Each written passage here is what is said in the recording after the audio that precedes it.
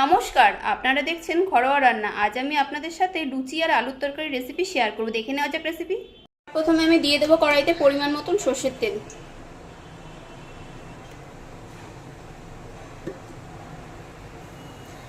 দিয়ে দিলাম 5 ফোড়ন।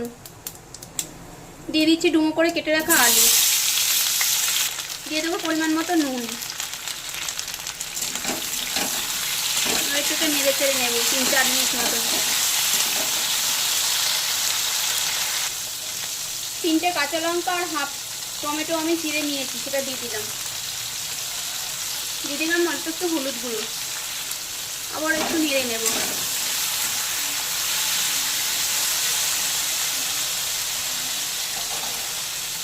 এরপর দিয়ে দেবো ঝোলের জন্য জল।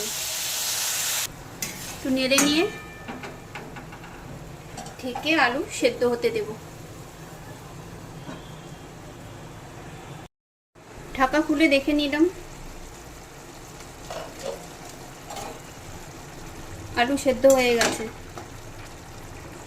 দিয়ে দেবো কিছুটা ম্যাজিক মশলা। এটা দিয়ে একবার আলুর তরকারি বানিয়ে দেখো, টেস্ট দারুণ হবে। এবার মিশিয়ে নেব একটু। তৈরি হয়ে গেল লুচির সাথে খাওয়ার জন্য আলুর তরকারি। এবার লুচি বানানোর জন্য নিয়ে নিয়েছি ময়দা। দিয়ে দিলাম তাতে পরিমাণ মতো নুন। দিয়ে দিলাম কিছুটা চিনি। দিয়ে দেবো বেশ কিছুটা রিফাইন তেল। এবার আগে এই শুকনো উপকরণ সব মিশিয়ে নেব। এবার পরিমাণ মতন অল্প অল্প করে জল দিয়ে ডো মেখে নেব। বানালে লুচিটা কিন্তু খুব সফট হবে। এই যে ডো রেডি করে নিয়েছি। এর থেকে লেচি কেটে নিচ্ছি লুচি বানানোর জন্য। এবার রিফাইন তেল একটু করে নিয়ে আমি লুচি বেলে নিচ্ছি তেল দিয়ে।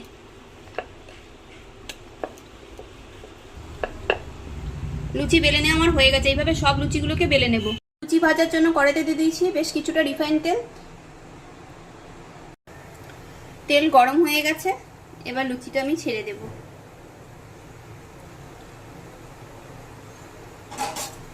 আর আস্তে ঠিক করে অপর দিকে এরকম একটু তেল ছড়িয়ে দেব।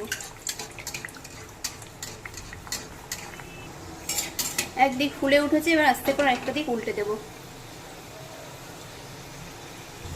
এভাবে করে সব লুচিগুলোকে আমি তৈরি করে নিচ্ছি, তারপর আবার দেখাবো। ব্রেকফাস্ট হোক কিংবা ডিনারে এভাবে ঝটপট তৈরি করে নিন আলুর তরকারি আর লুচি।